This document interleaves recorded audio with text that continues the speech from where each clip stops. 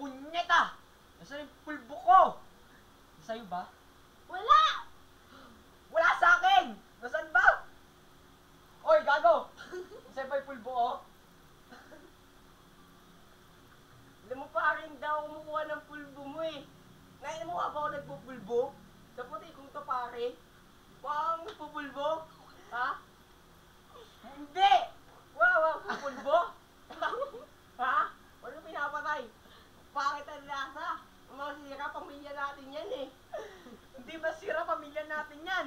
Masaya ba talaga ang pulbo ko? Ikaw, tatawa-tawa ka dyan. Masaya ba ang pulbo? Wala!